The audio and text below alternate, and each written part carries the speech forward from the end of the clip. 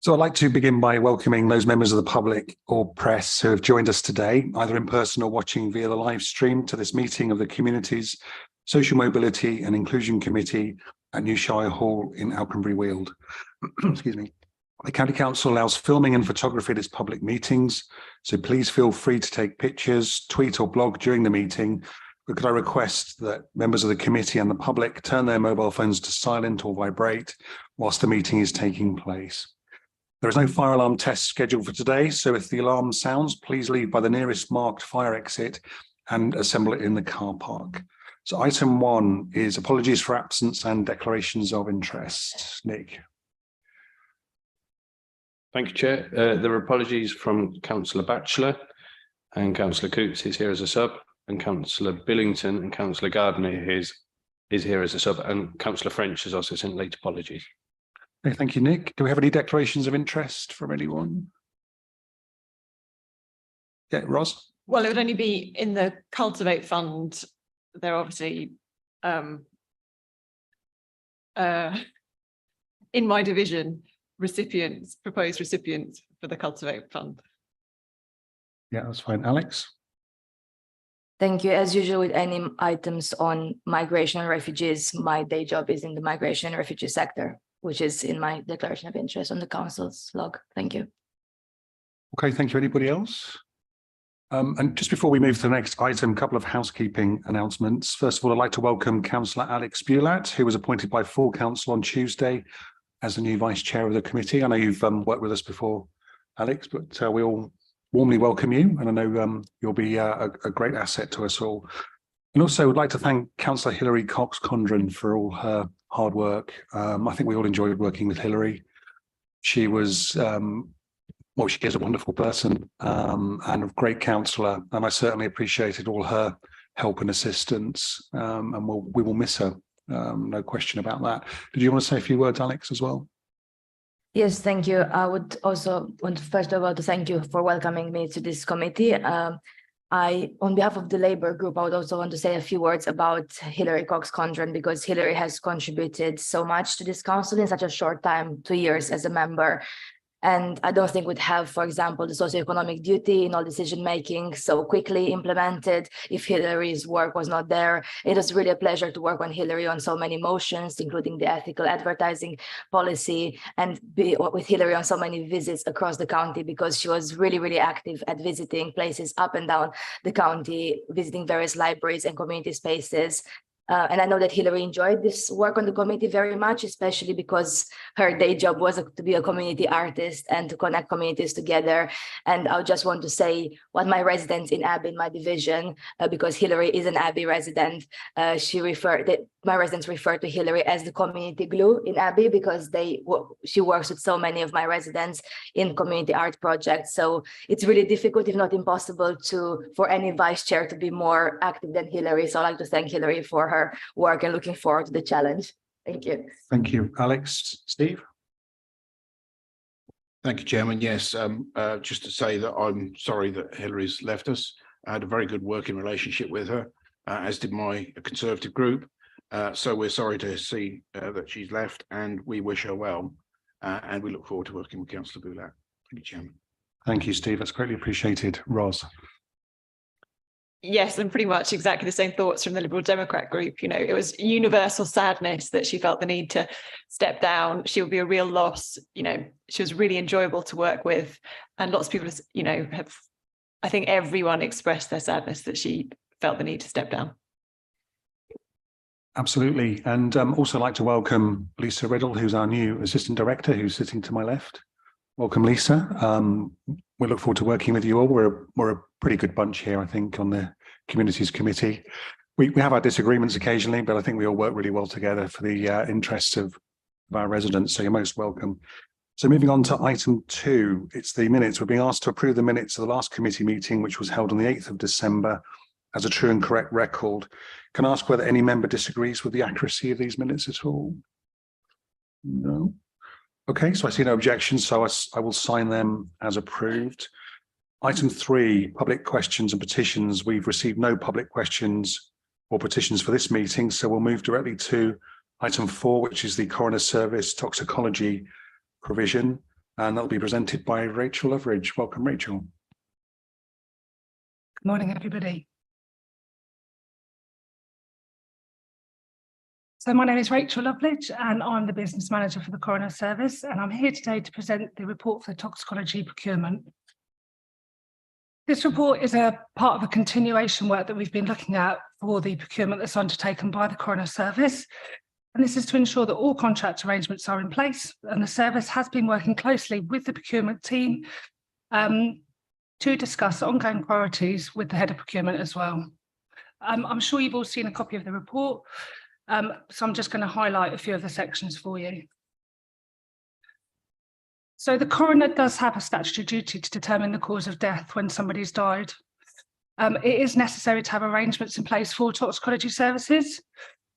Toxicology samples are collected from the deceased by pathologists at the mortuary. These can be blood, urine, fluids, and stomach contents. The pathologists need the toxicology report sometimes in order to determine the cause of death. Imperial College Projects London have been conducting this service on behalf of the coroner. However, there hasn't been any competitive procurement in place for this. So just moving on to the main report. The first request is to request the extension of the current waiver. So the current waiver value is for £170,000. And this is due to expire at the end of March. So the request is just to extend this until the end of June. The second part of the report details the request to complete the procurement exercise for toxicology services. We intend to do this in 2 lots, the general toxicology and also hair analysis. The reason for this is that the hair analysis is a very limited market. So just moving back to the recommendations, 3 recommendations. The first one would be to approve the commencement of the procurement. The second one would be for the delegation authority. And the third one would be to agree the extension of the existing waiver. Does anybody have any questions? Thank you. Thank you, Rachel. Philippa. Thank you, Chair. You must take the councillors who watch Silent Witness, and we're all experts now because we've got the box set. But seriously, it is a privilege coming on this committee because we get insights into all sorts of things and the proper version of them as well. The word storage caught my eye because obviously, well, these particular body fluids and such like do need to be stored really professionally and labelled really professionally. We have to have absolute confidence in that. And then it occurred to me that there must be some shared responsibility with the police when they get involved in sudden deaths. And so I'm wondering whether the procurement of these services, which we're being reported on, is actually done in partnership with the police. And the second thing is, how long does that storage last for? Because if we were to change our provider, would the storage of previous items be then transferred with the contract, or would there be an ongoing, rather like one's will sits in the solicitors forever? But on the other hand, we don't want it gathering dust. So as I say, are we working with police, and also it's the time zone that we're dealing with here? I'd appreciate that. Thank you. And that's a quick one. I'd have thought that hair was something that a lot of people are interested in now because of the stories that can be attached to it through DNA. But you're saying that it's actually a limited number of providers, are you? When you say a limited market, perhaps you could explain that. Yes, of course. So if I answer each of your questions in turn. So the first one was about working with the police. So the police don't have anything to do with the toxicology. So when the deceased is in the mortuary, the pathologist will perform the post-mortem. As part of the pathologist's work, they will take samples from the deceased in order for it then to be sent to the toxicology labs. So does that answer your first question about the police? So it's not in conjunction with the police at all.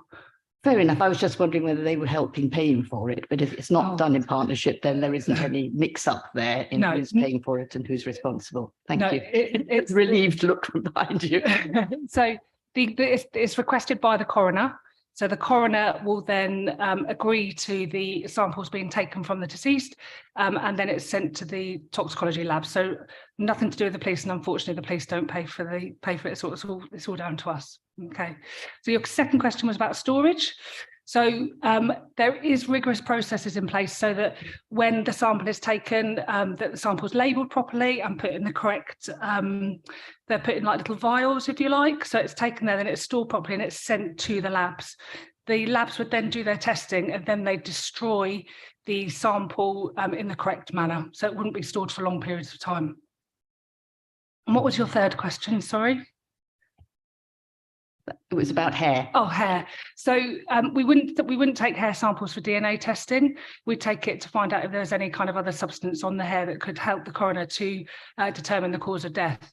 And as I said, there's not very many companies that do hair analysis, so that's why it's quite a unique field. That's why it's split into 2 lots. Thank you for very full answers. Thank you. Thank you, Philippa. Claire, you're next. Thanks very much for the report. 2 questions. First of all, do you expect Imperial to tender again for the contract? And secondly, each county presumably has the same kind of need for toxicology work. So are there any opportunities for sharing?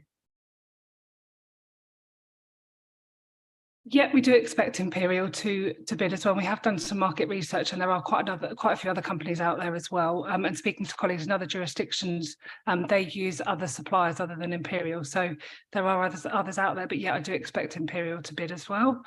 Working with other jurisdictions, yeah, we could join forces with them, but we also want to make sure that we get the results back in a timely manner. Obviously, the sooner we can get the results back, then we can determine the cause of death to support the families with their bereavement process as quickly as possible. Do you have anybody else with questions at all or comments?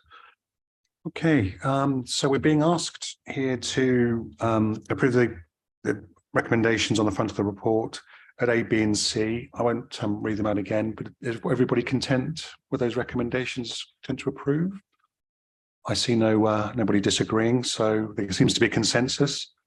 And therefore we will accept those recommendations. Thank you very much, Rachel. Appreciate your time. Thanks for coming in. Item 5 is the Household Support Fund. This is on the next round of the HSF and will be presented by the Assistant Director of Communities, Employment and Skills, Lisa Riddle. Lisa. Thank you, Chair. So we're seeking 2 recommendations today from committee. The first is to approve our approach to delivery of the fund for 2023-24 and to delegate any further decisions relating to delivery to myself as the Assistant Director and to the Chair and Vice Chair of the committee. So in summary, the Household Support Fund paper outlines that this is the 4th iteration of the Household Support Fund, and it confirms our funding for a period of 1 year from April 2023 through till March 2024. This replaces the previous periods that have spanned 6 months, and it's very much welcomed by us as officers as covering a 1 year period because it allows us to plan ahead more. The fund is designed to support those who are most in need, providing help with inflationary challenges and the cost of living. The total amount that we have been awarded for the coming year is just over 7.1 million, and approximately 4 million of that goes towards the direct voucher scheme for families who are eligible for free school meals. And that part of the scheme is overseen and administered by the Children and Young People's Committee, and this paper's already been there as well. Yeah. Is that better? Okay. And if you need me to cover anything that possibly was missed, then just let me know and I can go back over it. So the paper confirms the MI reporting expectations. It also outlines the key differences from previous rounds, scheme eligibility, our trusted partners approach and the rates of payment. Thank you. Thank you very much, Lisa. Any questions or comments from anyone? Ros? I've got a couple of questions. The first is, obviously this is a different approach and I think it looks like a good approach because it is more planned and it has that potential, so that's good. How are we as a council going to sort of organise the money? Because obviously we don't want to run out, and also it might have different take up in different times of the year. Thank you. Yes, so I think we've learned a lot from the previous rounds and iterations. We've got a manager who's back in post now, Nikita Vanterpool, and one of the first pieces of work that she's doing following her maternity leave is now starting to plan for the year ahead, to look at what the data tells us about peaks and troughs in previous iterations, and to really look at how we market the fund as well, so that we know when we can push out the comms, when we can encourage people to apply, but also the new guidance allows us to do different things with some of the money, so provide information and advice in different ways. So we're also going to look at how we commission some of that. We've also got a contract that's beginning in April with the CAB to provide income maximisation support to individuals. And just as an example, we've got some really early data on that the people that have already been trained in that programme during their training have supported 16 individuals to maximise their income up to just over £40,000. So we know that through those kind of routes and avenues as well, what we're actually going to be able to do is help more people and provide a more holistic service, rather than it being purely about processing the grant and getting the money out. Thank you, Ros. We'll go to Bryony and then Philippa. Thank you.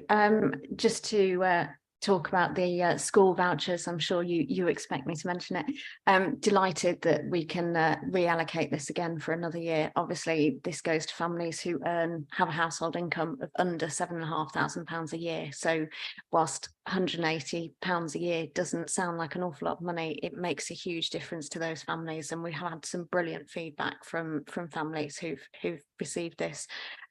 Obviously, I'd love to make the criteria much wider and make it go further, but there's a limited pot. But yeah, just to thank you for allocating that portion. Thank you very much. So I've got Philippa, Alex, and then Ian. Yes, building on your word, iteration. We remember in the last one, the central government allocation of some money ring-fenced for older people. Now, we did find it difficult to contact some of them, or we were afraid we were missing many of them. So may I ask how if we've been able to hang on to some of the data, or was it shared with us when we resorted to going to the water companies to find out who they were helping with their water bills, and are we able to keep collecting that, because I feel the county is a safe place for that aggregated data, subject to legislation, obviously, and just to have your idea on how this can still continue to help older people, because some may get the idea that they're being cut off now and it's all about with young people and children, and I would hate them to get that impression and not apply. Thank you. Thank you. I mean, just to reassure, it absolutely is about all ages. I've referenced the children and young people here because it's a portion of the 7 million that comes in. However, the funding that goes to all ages will very much continue to be marketed in the way that it has been before. I think we've learned a lot. We've also been engaging with some of our partners recently, for example, the hospital trusts, about some alternative communication methods that we used, producing some of the business cards that went out to all ages, but actually we've had some feedback from older people, particularly about things like the size of the font, the accessibility. So we're responding to that now and looking at how we can do things differently. We've also got some participation roles in the council that we could use to go out to groups, to target groups, to get their feedback about how we best engage with them.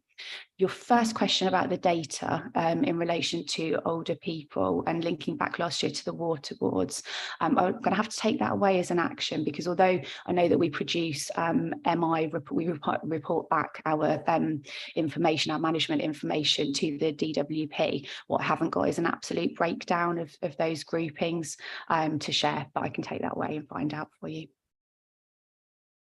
Thank you. Ian Gardner. Thank you, Chair. Yes, under 2.13, can you just tell me how individuals apply? Because that was the only thing I wasn't quite sure of on the report, is how and what circumstances you're able to do so. Sure, sorry, I'm just scrolling through the report. 2.13, did you say? Yeah. Yeah, 2.13. Oh, okay, yes.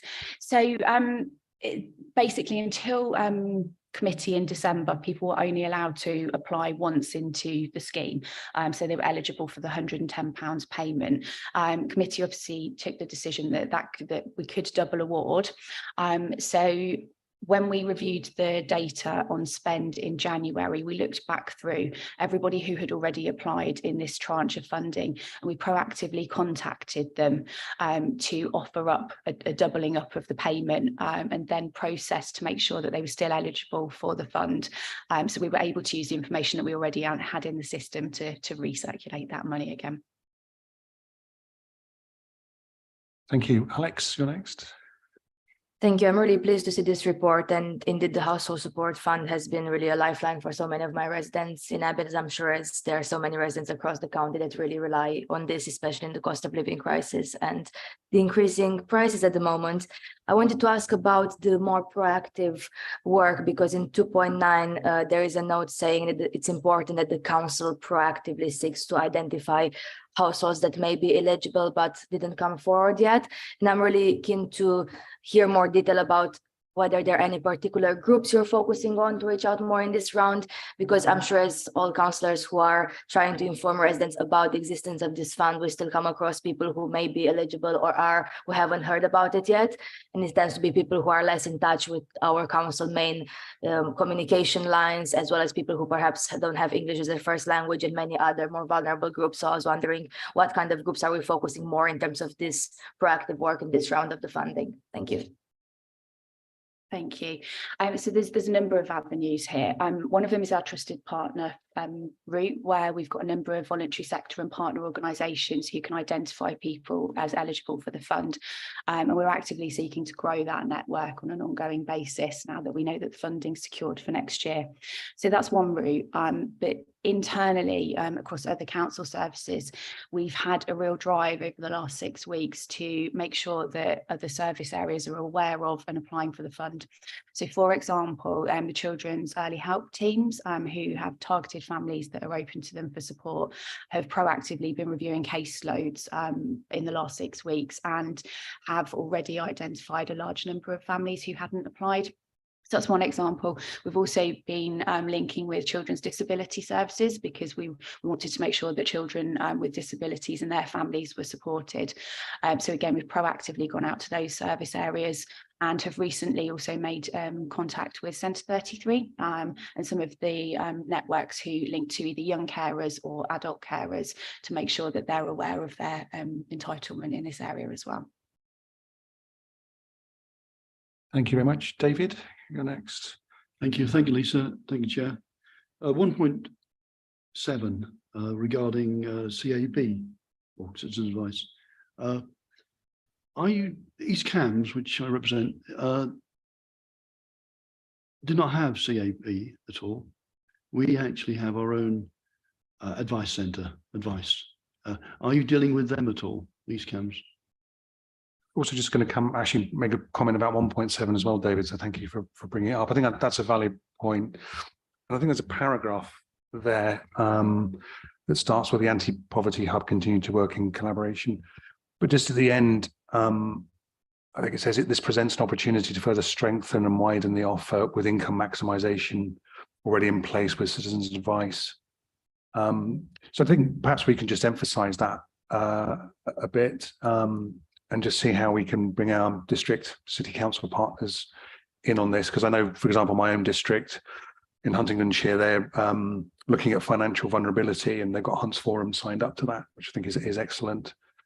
And I think if we can go perhaps above and what we're doing here, and perhaps include the county council as well, because we're probably looking at different places across the county.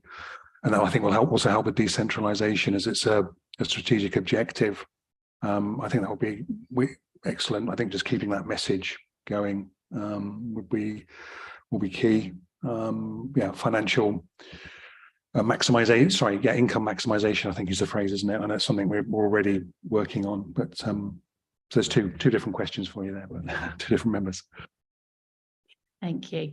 I think probably the best thing for me to do here is to take an action away to look into the contract and anything else that we've got in place specifically for Huntingdonshire, and maybe link with yourselves and Nikita Vanderpool, who's overseeing that contract, to see if we can make any additions to it now that we've got funding secured for the year ahead. That does include looking at East Cambs. Sorry, yes. Thank you. Yeah, I think the partnership here with our district city colleagues and Hunts Forum and people like that, the help with voluntary groups is key for this, isn't it? It's starting, but I think we just need to keep that going, very much so. So next we'll take Claire, then we'll go to Philippa. Thank you. It's just really a comment. And we've looked at Children and Young People Committee at the holiday voucher scheme and the importance of that. And I've just, as we've been talking this morning, reflecting on what we heard yesterday in the news about inflation and the increasing cost of food and the eye-watering increases in the cost of food, and how really important and necessary this fund will be. And we might even find that there are significant shortfalls now because of the increase in costs. And I don't know, has there been any background work going on in that and the increasing costs and the effect of that will have on the fund? Thank you. I mean, not directly in relation to the fund internally. We haven't done any specific sort of research on that. I think the information that we are presented with daily and the stories that we hear from the families that come forward are something that we're absolutely aware of. But that's something that if committee are quite keen for us to explore, then I think we could probably, alongside our business intelligence colleagues around what data and research is out there. We tend to respond to government information that comes through, national data and what's provided internally to us. So Ros, do you want to come back in again, and then I'll go to Philippa? Yes, I've got two questions. So we've got to report back on how much we spent quarterly.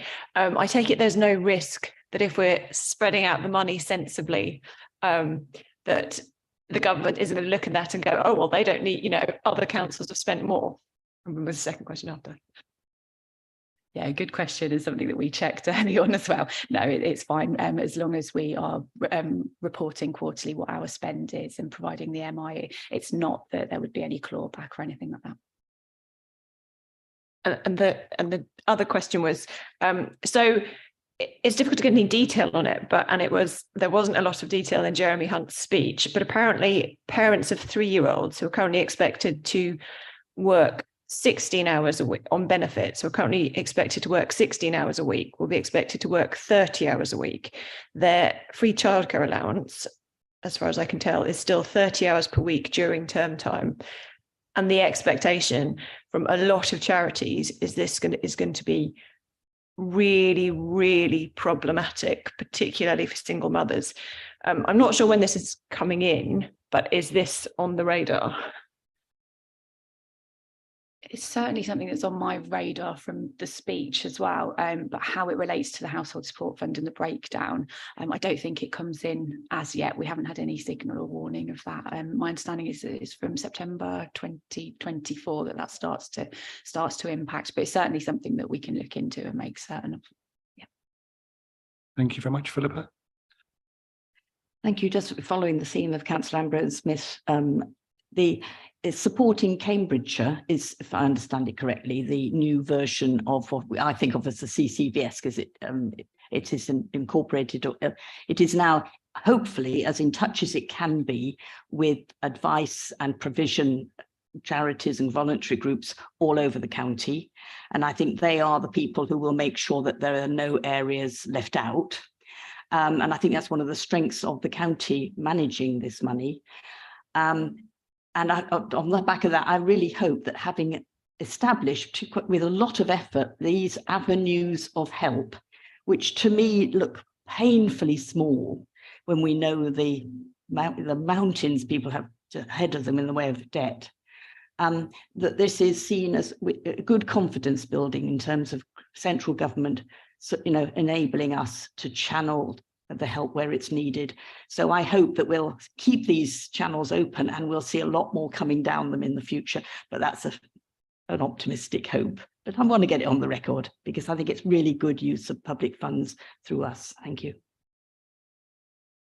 I think that's a really helpful point, and I wanted to just come back on it because I think aside from the funding, which this paper is specifically about, what the funding allows us to do is to reach out to people who are in need, to have that initial contact with them.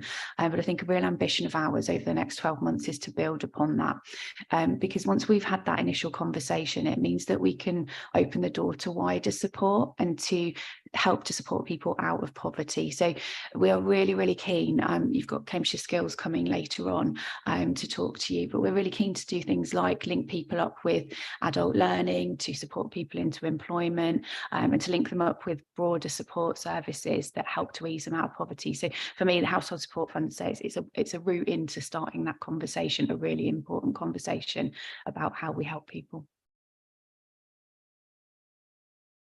Okay, thank you. It's been a good debate. Anybody else have any points they wish to raise at all? Okay, so there seems to be a consent. Oh, David, go on. I can't see it. Thank you, Chair, for that. I can't see anything in here about food banks and how we're talking to food banks, because that's the growing industry which we want to stop if we can. How are we actually dealing with that, with funding and so forth, and finding these people who are, as you just said, really struggling. Thanks. Yes, so some of the food banks we are in touch with around trusted partner status. For example, I had a meeting the week before last with the new chief exec of the Cambridge City and South Cambs Food Bank as well. And we are also having those conversations about where things like income maximisation is also taking place outside from the food banks. So it is active conversations. They're not necessarily referenced directly in this paper because of it being about the fund. And at the moment, a lot of the fund really is about getting money directly out to families and people in the community. But yes, we are actively involved in those conversations with food banks. Thank you for that reassurance. Thank you. Okay, thank you. We appear to have a consensus in support of the recommendations. Anybody disagree particularly? Okay, thank you very much. We'll adopt all those recommendations and we'll go to item 6, which is the library stock procurement paper, and that's to be presented by Gary Porter, and there he is, and Andrew as well. Welcome, Gary. Morning all, and apologies, I had hoped to join you in person this morning, but circumstances conspired. But anyway, short paper. Andrew, as our procurement lead, is going to briefly outline the content, and then we're both very happy to take questions. Hi, so this paper is around the library stock contracts. It's covering what we call our sort of core stock. This is mass market publications that you'd find in, say, Waterstones or similar, and represents the majority of our physical library stock. It's not covering things like our ebooks or our specialist things like foreign language stock or large print or spoken word. We're coming in at this stage, which is more than a year before the contract's due, just to give you a genuine choice on the procurement route that we're going down. And we're looking for an endorsement of joining a consortium called EMAC, which is the East Midlands and Mid Anglia Consortium. And that's to provide us with best value for money, working together to save costs on procurement and legal fees, and letting us have that bigger share conversation around the table around our key priorities for the stock. We'd like to get in at this early stage so we can be part of forming that contract and make sure those really key messages around the climate emergency and social value are built into those contracts at an early stage. So roughly, we expect our annual spend to stay similar to where we are at the moment, which is around 275,000, but we are not committing to that. This paper gives us access to, this procurement is hoping to give us access to a contract without committing us to an annual spend. But we have estimated that in addition to our revenue spend, we're going to be opening new libraries over the length of this contract, with Darwin Green and North Stowe being the two most likely, and therefore we've allowed for some significant capital spend on stock to get those libraries up and running as well. And yeah, so we're looking really for that endorsement of this process, and then that once we've joined the consortium, that we're able to then sign the contract and go down with the consortium recommendations, as long as we're, as a service, happy referring back to the chair and vice chair. Okay, thank you very much, both. You happy to take some questions? I've got Philippa first. Well, not a question to start with, because I think this is a good place to, again, pay tribute to the considerable contribution of Aunt Hilary Cox-Condren, who was on, and we are, those of us who are on the library working party, it is a thoroughly enjoyable and worthwhile insight into the workings of the council, and also an opportunity to feed in ideas, because they are always well received and considered and responded to. The acquisition of stock is not something you necessarily think of unless you see a report, and quite how the books are chosen and which ones are kept on the shelves and whether we can find the ones we want are interesting.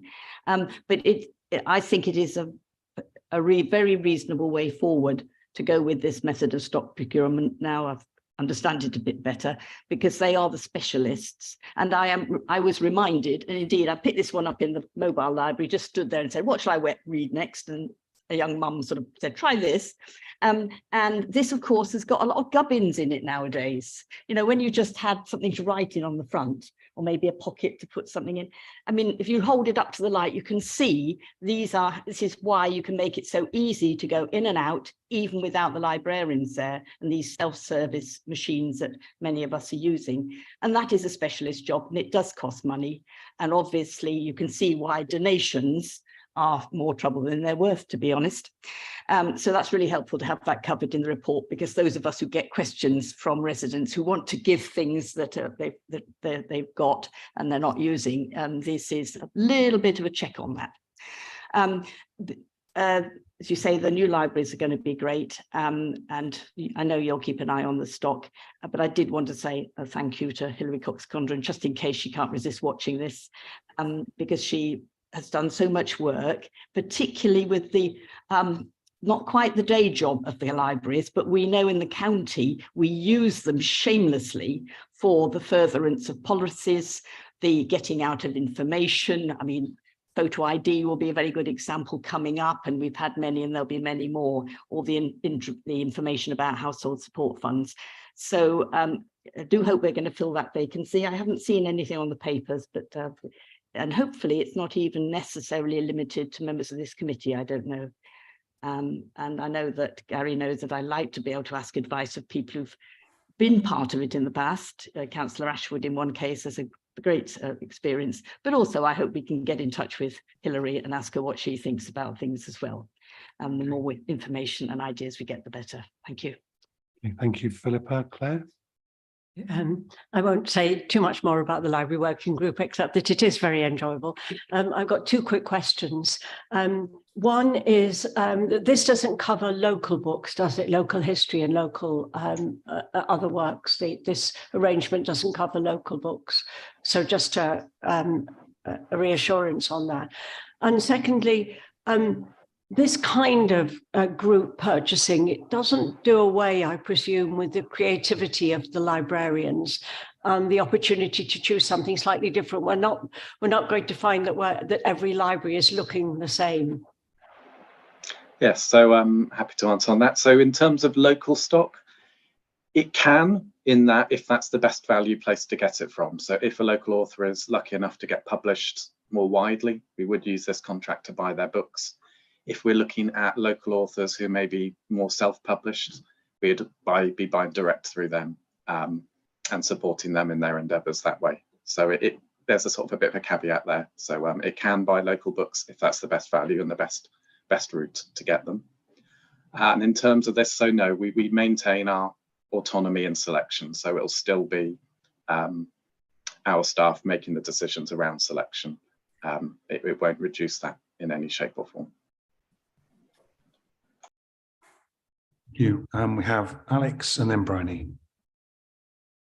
Thank you. In 3.3, I really welcome this part of the report where it's spoken about libraries as local centers and to purchasing stock that actually reflects our communities, because libraries have so many more services than simply borrowing books. And I really kind of welcome this integration of services within our libraries.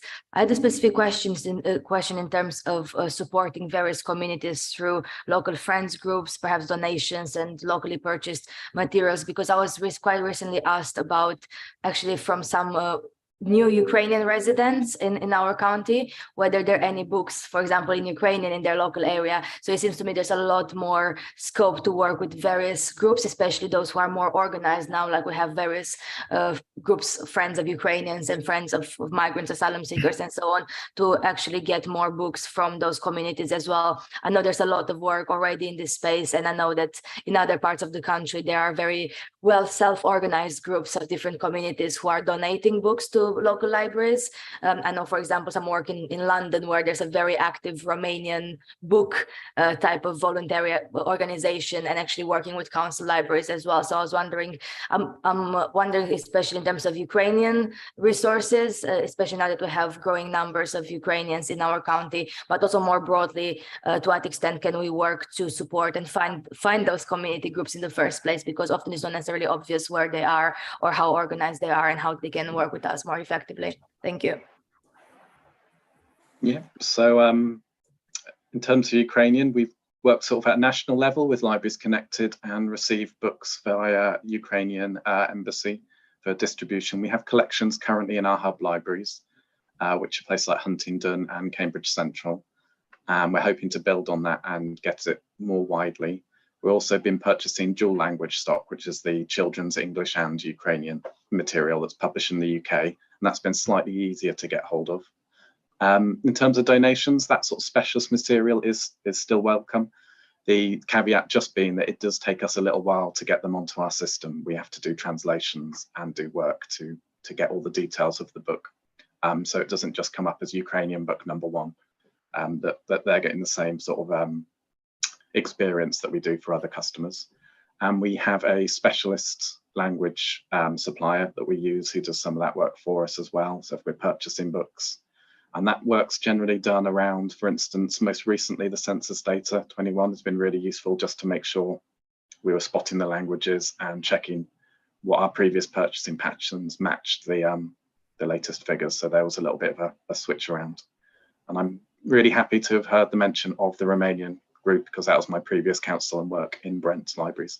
And that was just as an aside, quite a good group to work with, and they really helped with selection and working on the stock. So we're always looking for those sort of partnerships across libraries. Thanks, Andrew. Just to add to that on the broader point, I think we're very determined that our libraries aren't sort of replicating each other up and down the county, that they need to be distinct and reflect the local character and population of the communities that they're serving. So to do that, we have our own development team who are based in the district areas, and also we work very closely with obviously our colleagues in Think Communities to really understand, because obviously not a static picture. The composition of those communities are constantly changing, and so we need to be reactive to that in terms of our stock. So, but thank you for raising that. Thank you. Bryony, you're next. Thank you. Obviously, I'm not competitive, but to see that 55% of lending is children and young people based is a brilliant figure. And I'm sure in part to the collaboration of Early Years and Festival of Stories, to name but one of the projects that we have. Bearing in mind we're looking at auto-enrollment for children in our libraries, it says there's significant weighting to children's stock. Does that equate to 55%, or is it not quite at that number? In terms of purchases, it's probably higher. It's more a reflection. The budget has to account for the cost of books. Otherwise, things like non-fiction, which costs significantly more, say 20, 30 pounds for a textbook versus £6 or £7 for a children's book. So in terms of quantity, it's probably higher than the 55%, but in terms of value, not quite there. Makes sense. And very much reflecting the fact that children and young people and parents supporting them are a really huge constituency for us. Brilliant, thank you. Thank you, Bryony. Piers, you're next. Thank you. Just a brief item. It took me back 55 years, so when I was a student librarian at the school I attended at the time, and that linked to this £8 a unit to prepare to go on the shelf. Presumably that's mainly staff time. I just wondered what the unit of time was it on average per book? It very much depends on what we're doing. So this was almost a worst case scenario where you're building the catalogue record from scratch. So if you've got a book that's never been on the catalogue before. So it was around half an hour to 45 minutes to build the record and then do all the servicing. And then the costs of the materials. So some of the stuff can be, if we're buying in smaller quantities, can be quite expensive, like the jacketing and security tags. I think just to add to that, sorry, I mean, our whole staffing structure is predicated on us not doing these tasks ourselves, but them being done by the supplier. And that means that we're allocating putting our resources in the front line. Obviously, overwhelmingly, our colleagues are working front line directly with the customer rather than in back office functions. Yep, thank you. They're doing what they're best trained for. Thanks. Thank you. Excellent. Thank you. Anybody else? No, we appear to have, again, another consensus. That's always encouraging. Anybody disagree? We're happy to all adopt the recommendations. Yeah. Okay, thank you. So we'll now move on to item 7, which is Cambridgeshire Skills 6-month review. This is the latest review and will be presented by our Head of Service, Tom Malloy. Welcome, Tom. Good morning. Thank you, Chair. Morning, members. So it's good to be back and to give you a quick update on what's happened in the last 6 months. It's also interesting for me personally because it's also like a 6-month review since I started, because I've sort of hit the 6-month mark myself. It's been a really exciting and very busy period. So over the last 6 months, some of the main highlights have been, the key one has been the reabsorption of the service back into the body of the county council. So the removal of it being from an arm's length. And that has done a number of things, but mainly opening doors and giving us better access to some of our targeted learners and residents who would best benefit from the support that we can offer. But if I start off with just a few things that have happened. So a key one is getting the Matrix accreditation. Matrix accreditation is a national award for the quality of the advice and guidance that the service offers around careers and education. It's a mandatory thing that we have this quality mark. We cannot receive funding without it. So that was a real achievement by the team and most welcome. In all, as I mentioned, coming back into the council, as I said, we've begun to work far better and with more other departments across the council. Some of the key highlights there is the work that we're doing with the traveller health team and working with some of our traveller community and having some really positive, tangible outcomes of people getting HGV licenses and therefore actually getting employment. We've been working very closely with colleagues in libraries, and we're now able to support the BIPC project, which was funded by the British Library. Well, it's still funded up until the end of the month. But because they're working with people getting into employment and setting up their own enterprises and businesses, we can incorporate that as an act of learning, and we're able to support that moving forward. Other key areas of work has been with the early support team, looking at the qualifications and the skills that are needed in that sector as we move forward. On our direct delivery, what the team has been delivering ourselves, again, huge growth in ESOL, so that's English for speakers of other languages, from a multiple of different sources. Obviously, we've got the Ukrainians, still got some Afghani refugees we're working with, and obviously with some of the hotels, but also lots of people who are coming here for the opportunities that they can be found around the county.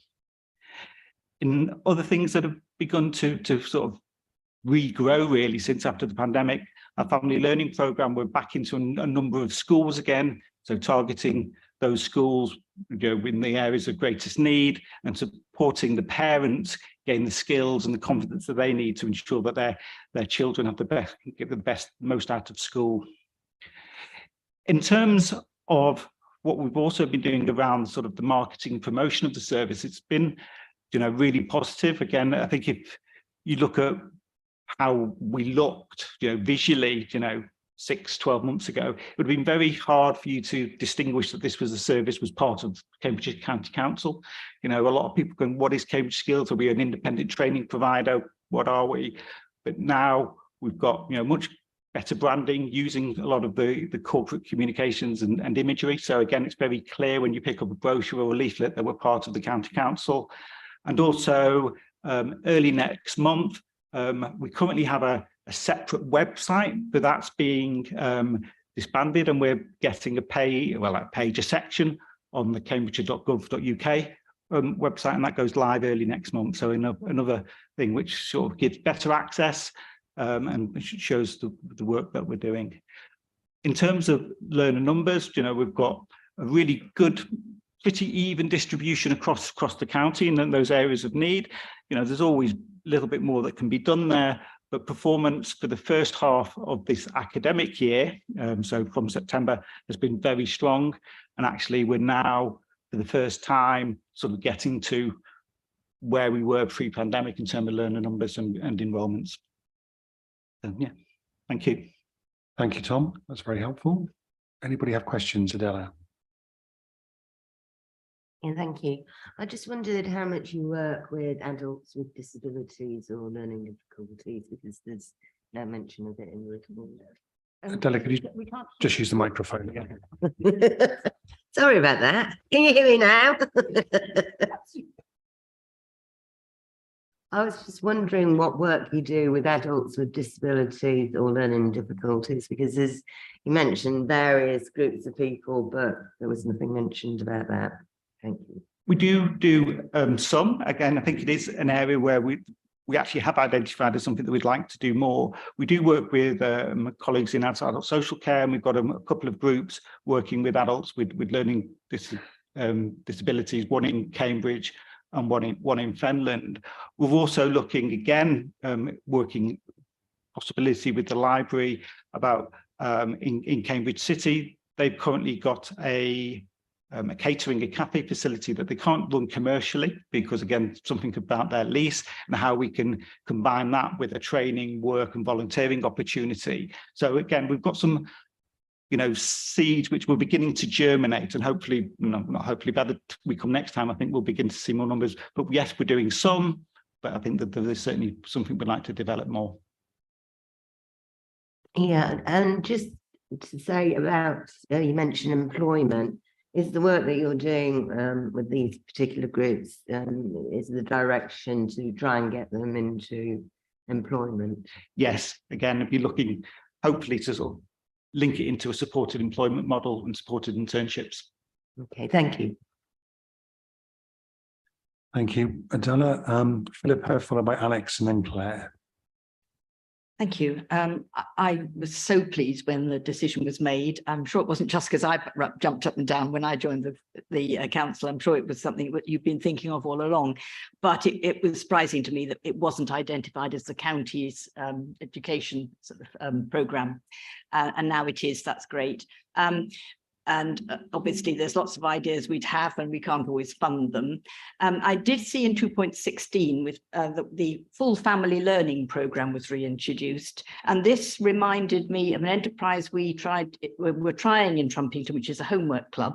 Mm-hmm. And although the take-up has been surprisingly small, one of the families benefiting is a mother who is getting a bit of help with language, and the child who is getting help with maths in a very informal way of volunteer mentors in a safe place. So that is often the case. And then hopefully as the parents get confidence, this will be all very useful. And otherwise, I'm just saying thank you very much. I'm sure we're helping people.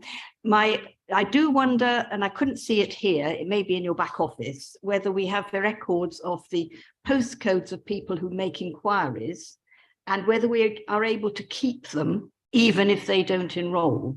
Because I am much troubled by the transport poverty in isolated areas of the countryside. And there are mouth-watering courses here where somebody might be able to get there on the bus but couldn't get home again. So we really must be building that into whatever improvement of the bus services we can build into the franchise.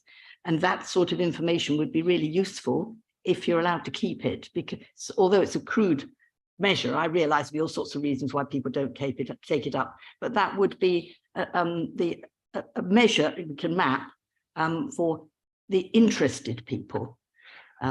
and the inquiries? Thank you. So we do offer where we don't have anything that is available at that time at the right place. We do offer those inquiries the chance to sort of go into a mailing list or sort of waiting list thing. So we do have some data, but it's not for all, because we have to seek permission, and some people just go, oh no, I'll try somewhere else. So we could share that if that would be helpful. Thank you, Alex, and then Claire. Thank you. One comment on ESOL. I just want to say to thank all the officers who are involved in the ESOL work. As someone who is, Tom, could you just cut your microphone and then. I have been chairing the South local partnership, and I just wanted to say that there's so much work going on in improving ESOL, and I really learned so much being part of that local partnership, like both, of course, county officers being involved as well as combined authority officers. And I'm really pleased that the combined authority is looking into setting this single point of contact for ESOL, because one of the barriers for some of my residents who are looking for ESOL courses is that they would look for something and not necessarily find it, and actually having like something integrated where you can find all the courses around you. It's like so useful. And I know that Cambridgeshire Skills does this more tailored leaflets to local areas. So I really welcome this in my division in Abbey, when we could produce a leaflet saying those are the courses around you, because often for some people there's a barrier going on the website, whereas if they have a leaflet saying those are the things that actually you can reasonably travel to, then it's much more effective to get people enrolled.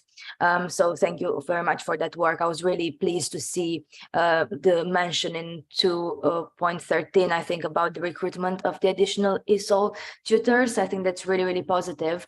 I was under the impression that there's still a national shortage of people teaching ESOL. So I was wondering if you can comment on that, whether the additional recruitment of the 6 ESOL tutors actually meets the growing demand, or whether you think there's more work to be done, and how does this sit? How do we sit as Cambridgeshire within the national picture as well in terms of ESOL tutor recruitment?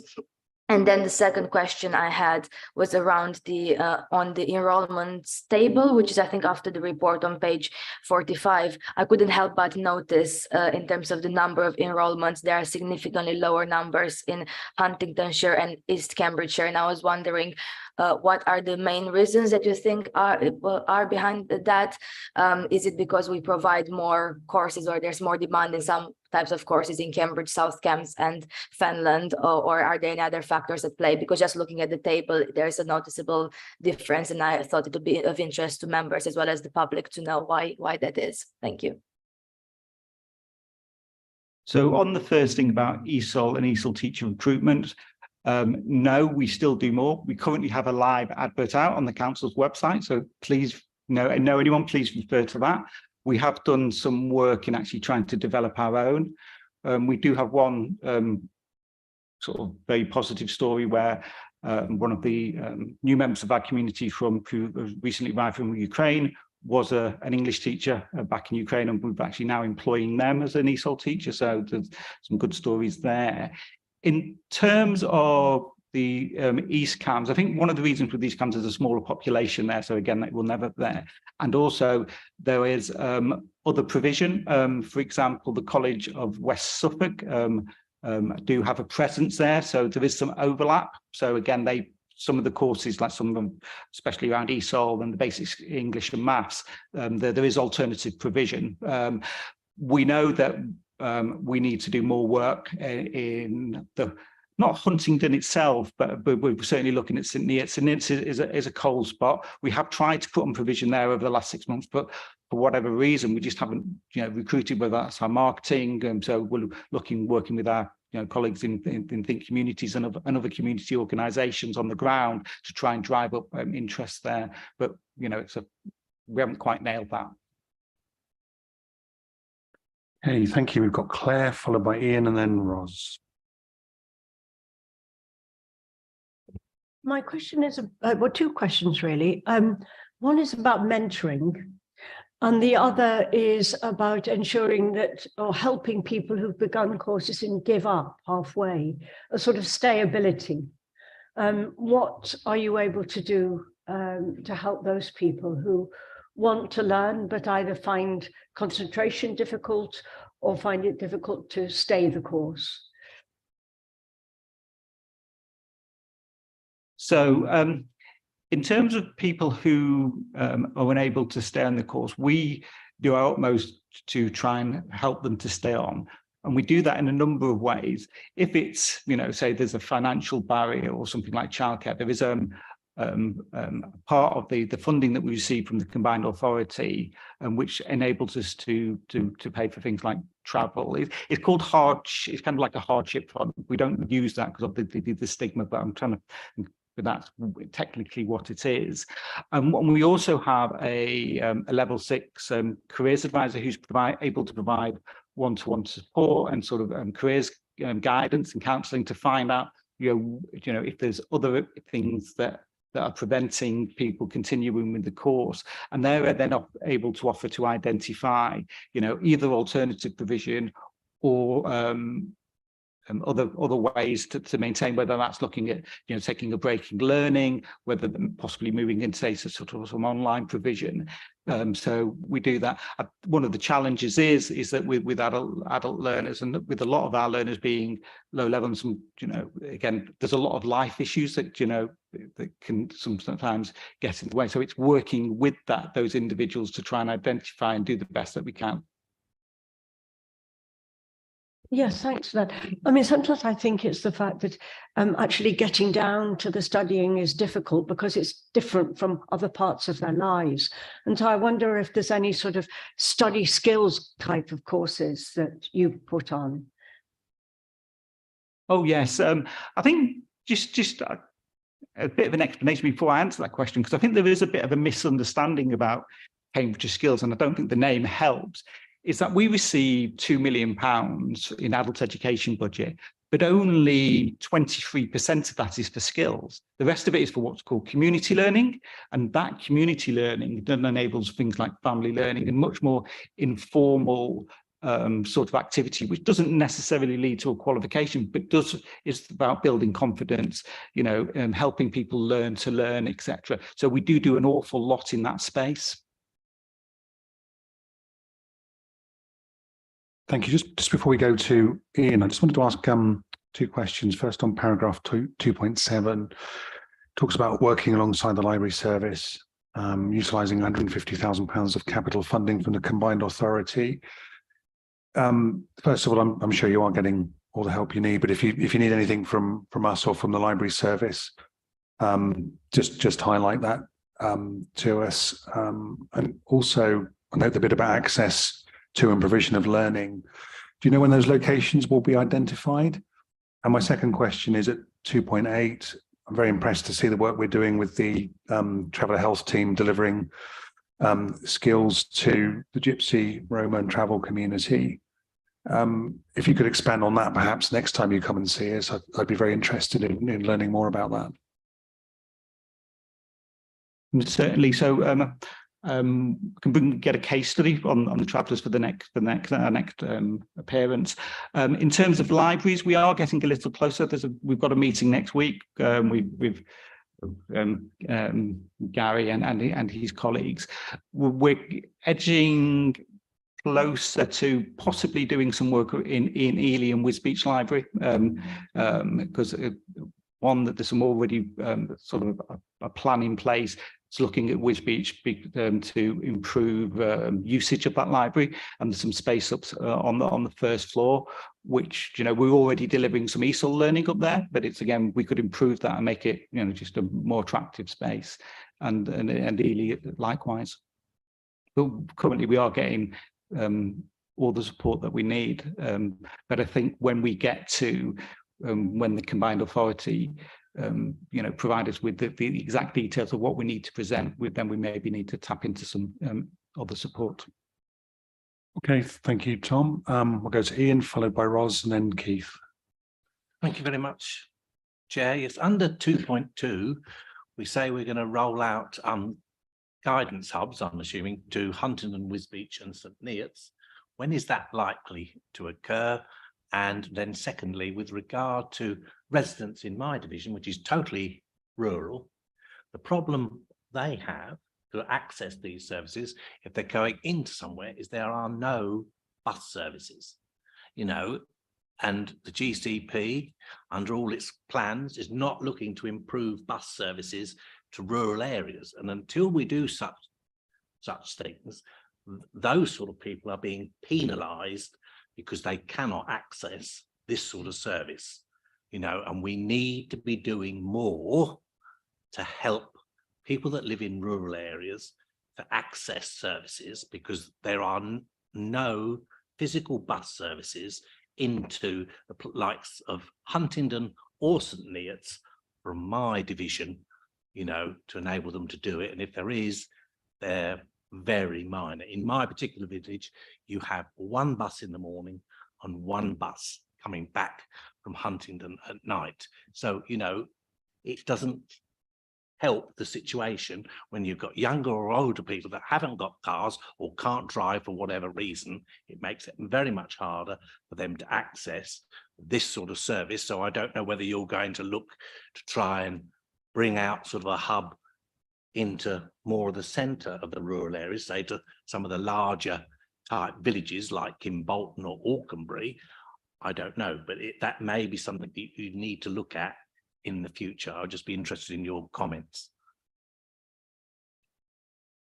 I think we would love to do that. And I think that, again, one of the things that makes it challenging for us is that the way that our funding works, we're in effect on a piece rate. So we don't get this money up front. You know, again, we're putting in a claim each month. So we need to get, you know, be able to enroll and recruit learners to actually draw down the funding.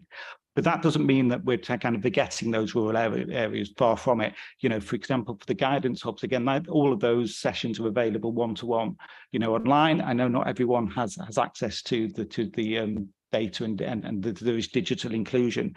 But again, we do have, and in working with colleagues in libraries, there is like a loan scheme where equipment can be loaned out. And as mentioned earlier, for those who enroll on courses where transport is as a barrier, there is a fund, there's a small fund which can pay for transport, and we do have learners where we're funding taxis, for example. Thank you very much, both. Next, we have Ros and then Keith. So I've got a few questions. It would be really great to see some leaflets next time there's a report, and I'm happy to hand them back. So it's not like they're just sort of going to the recycling. So I'm also really pleased to see Cambridgeshire Skills coming back to the County Council, because I think committees like this, where there are a lot of people, a lot of viewpoints scrutinising, are really, really helpful. So it is a really positive report. Every single report I get from Cambridgeshire Skills is really, really positive. And it feels as though lots of good stuff is happening, but it's very difficult to work out sort of what that actually feels within a sort of context, because that context doesn't exist. I do see that, you know, part of this is to come up with performance indicators. And I guess just making sure that the councillors feel happy that they're able to evaluate and sort of critique and have those tools when those indicators are developed is important. That's not really a question, but I guess it's a question about what sort of indicators or what the process of sort of confirming them is. And then the second sort of question is,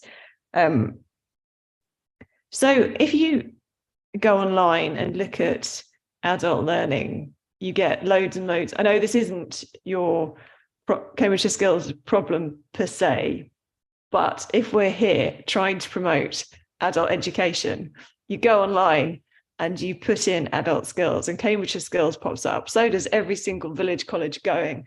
And it just sort of, I don't know. It just feels a job. Is there any conversation that could be had about, because I couldn't find a place where all those courses were together. Is there any conversation about how that could be brought together so that, you know, if the course you're really, you know, if you're really nervous about adult education and the course you want isn't under Cambridgeshire Skills, but it's there, maybe you do this course and then you go to Cambridgeshire Skills next time. Is there any scope for that conversation somewhere in the county? On the second point first, there is a a national website, but unfortunately it is reliant on all the various different providers, you know, nationally, who receive funding either from the DFE or from devolved areas such as the Combined Authority, inputting their stuff. So it is a bit hit and miss, but that is available. But I do think that the work that is sort of begun around the ESOL partnerships is the way forward, where actually they're looking at single points of contact, you know, bringing things together to have a much more coordinated approach for the whole county is the way forward. But that's a little way off. In terms of the report being a good news story, I get that, and I've had conversations with the chair about that, because I think one of the things that now we're back in, it's about scrutiny is required, and actually one of the things that's coming to, I think it's the next committee, is that we're as a service being required to produce what is called an accountability statement, to say what is it we do and why is it that we do it, and that will be linked to the strategic framework to show kind of why we're doing things. So that's currently being developed, and that will come here to sort of for your approval, disapproval, and hopefully the former, but that will then begin something that can shape that sort of, so you're able to sort of understand and know what we do. I think that's answering that. Thank you very much. Keith and then Philippa. Thank you, Chair. I had two questions, but Councillor Gardner asked the first one for me, which was around the guidance hub in St Neots and when it was going to be rolled out. Earlier on, you mentioned that St Neots generally was a cold spot. I just wondered what you attribute that to and what you're actually looking to do to try and improve that. To be honest, again, we've kind of put our thing on it, but we're currently working with the district and with other colleagues across the authority to do that. I think one of the things that may have happened in the past is that it wasn't given a priority, so therefore the kind of other organisations have come into that space. I was talking to a colleague who in the same role as me for Bedford Borough, and I was talking about St Neots, and anecdotally they've got people from St Neots are going into Bedford to do adult learning. So I think again there's a few things there, but it's a piece of work that we're currently doing to really bottom that out. Thank you. Now Philippa. Thank you. I think this discussion really highlights the strength of the COSMIC committee, because we're able here to talk about ways of bringing together what the council can do, what it can't do, what it needs partners for. The question about transport is a classic. I mean, obviously it was following up on my question about postcodes and where the inquiries come from that don't get to anywhere. And obviously the GCP's work on making connections is all about this. And making connections into hubs and bigger hubs and then even the city. This is all a really important piece of work that the council is in, I think, a unique position to play a part in, and I hope we can do in future. And we will also be able to work out where we need buses, because we do have so much good information from the officers for all sorts of reasons. So that transport possibility is so important, and of course the buses must reach out to the places they don't reach at the moment. The question of pooling information in such a way that our residents can get it easily. Councillor Bulak gave us an insight into what has already happened with ESOL. And I'm ashamed to say in my day it was ESL, because we thought of it as, well, they might have another language, but they'll need English next. And we know it's probably the fourth language for many people. So the things like ESOL is a good example of what should be done for everything. In Trumpington, we had the secondary school was built, it brought in adult education, hurrah. It was part of a consortium that was Parkside and so on. So some people couldn't get it on the doorstep, but they could see where it was near, because there was a shared brochure for the 3 colleges in that group. There's changed Academy Trust. There is no adult education anymore. That is a big loss. It wasn't what we planned, and we want to get that right.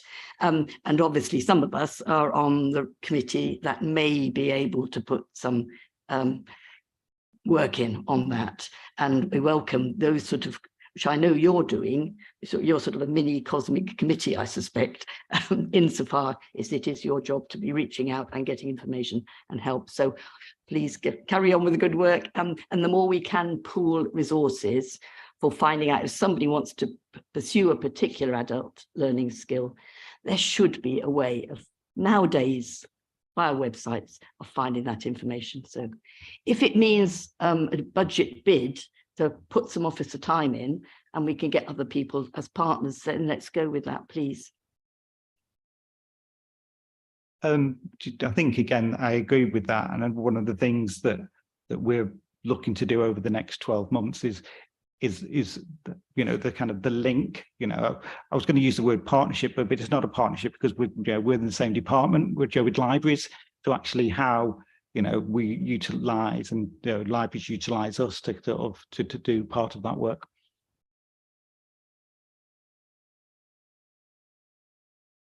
Okay, thank you very much, Tom. I don't see any other speakers, but really good report, and thank you for answering all the questions. I think that's been really useful. And we look forward to seeing you again soon. So we've just been asked here to note the progress of the service, which we've now done. And we'll go to item 8, which is the Council's approach to supporting asylum seekers, refugees and migrants. And that's over to Lisa. Thank you, Chair. Okay, so the next paper, we are seeking support for the recommendations today to agree a migrant champion role and to appoint a member, an elected member as champion, to approve the council pursuing signing the City of Sanctuary pledge and working towards becoming an awarded council, and also to support us with our commitment to upskill officers who directly work with refugees and asylum seekers. So the paper that's before you today responds to a motion that was agreed at full council back in December last year, and it covers all of the related actions from that motion. The paper runs through the role of the migrant champion. It outlines the responsibilities of that role. It also covers the City of Sanctuary status, the non-awarded status and the awarded status, and the work that is required to achieve those. The paper covers the pledge, the place of safety pledge, and it also covers our networks and partnerships. For example, the Local Government Association, East of England Strategic Partnership, the ESOL partnership that Councillor Bulat referenced earlier, and work such as no recourse to public funds and some of the associated bodies with that. Informing the paper, Ray McCappin, who is one of our graduate trainees, has researched all of the current membership links, partnerships that we have to the boards, and has also reached out to other local authorities to inform the recommendations that come before you today. So I think I will make the assumption that the paper has been read and open up for questions at this point. Thank you, Steve. Thank you, Chairman, and just take the opportunity to welcome Lisa to her new role, if I may. Look forward to working with her. I think we all welcome the work, Chairman, that is happening to support asylum seekers. The only reason the December motion put by Councillor Bulat wasn't unanimously supported was because of the concerns around the place of safety pledge. And as much as obviously we're interested in the safety of refugees, we're also very much interested in the safety of our local residents. And of course, there have been some horrendous crimes committed by a very small minority of asylum seekers who are, awaiting to be approved, or the Home Office wishes to deport. So I think some of us find it alarming that as a local authority, we would sign up to something that refused to fully cooperate with the Home Office and indeed encourage others to do so. So, that's something of major concern. So I just wanted, Lisa, if you could confirm that even though it's in the report at 212, the place of safety pledge, none of those recommendations actually include the safer place pledge, so that if we supported those recommendations, which I would like to do. I just want to be sure that it's not including the place of safety pledge within those recommendations. Thank you. Thank you, Councillor Criswell, and for the welcome. It's great to be working with you as well. So in the report, section 2.12 refers to the pledge that you have just mentioned. This is a pledge that is encouraged for members or partners to sign up to. It's not a compulsory pledge. It's not something that we've added to the recommendations formally. The pledge itself is something that nationally some MPs, in the region of 100 MPs, have already signed up to. But the pledge and section 2.13 are quite clear that we must still comply with Home Office duties. So we would still be providing the necessary information and complying with the law. The other point that you make about approving the recommendations in the paper, just on that point to say that the pledge in section 2, so the place of safety pledge, does not impact upon the city of sanctuary status. So as individual members or as parties, you could choose not to sign the pledge, the place of safety pledge. What we are seeking today is agreement to sign up to the city of sanctuary pledge and to progress towards awarded status.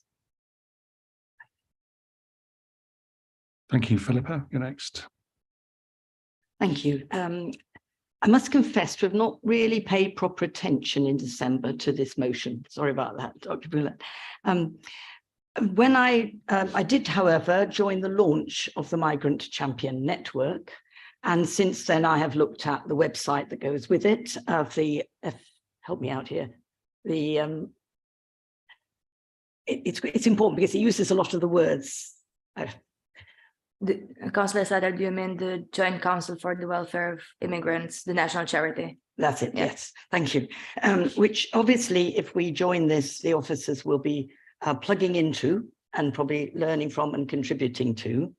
I am very happy to have a migrant champion, and I think we need to emphasise the role that they play, if I understood the speeches in the launch, including yours, but also the one that came before you, and that is people can be migrants even if they were moved into this city years ago, or it was their parents who moved in, because the social cohesion that we can help encourage comes with the intergenerational work as well, recognizing that it's something, it is a big thing and it's a big part of your life if you have made your home in a different place and you've come from a different place and your parents and grandparents have.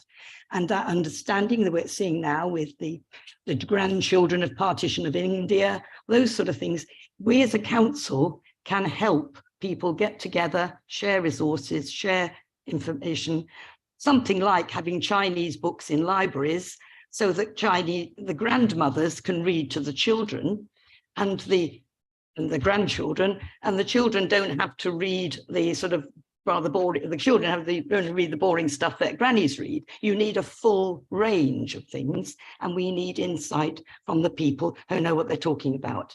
And so a migrant champion, I believe, would be a really good thing to have. We need to be very careful that it doesn't burden one councillor too much. I think it needs a separate email address for a start. And it may be that some questions, and although they might be sent to a person, which is a good feeling, will be answered by the person who opens the emails and says, actually, that's an ESOL question, and we can answer that without the councillor needing to do all the spade work. I think that is important, because we all know how much work is involved in being a councillor. I would also welcome being able to get in touch with a councillor who is identified with that. And I know that Alex gets an awful lot of questions because we know she knows the answers, but this would be available then to all, and to people who don't know us as individuals and what our individual specialisms might be. So I really welcome this, but I really don't want to be too tied in with the refugee and asylum seekers part as well, though we can help, because there's more to a migrant champion than that. Okay, thank you. Sorry if I've gone on too long. Thanks for your eyebrows, because you warned me. Thank you. No, it's fine. Thank you. Thank you, Philippa. We'll go next to Claire. Thank you. Yeah, I'm very happy that this committee will be have this sort of portfolio within its role. And I have a slight concern over the word champion. And I know that in the council in the past there were champions, and there were allowances that went with those champion role. I see this as something different. It's not like those roles that were in the council in the past. I would like it to have a different term, like migrant advocate, which I think is very strong.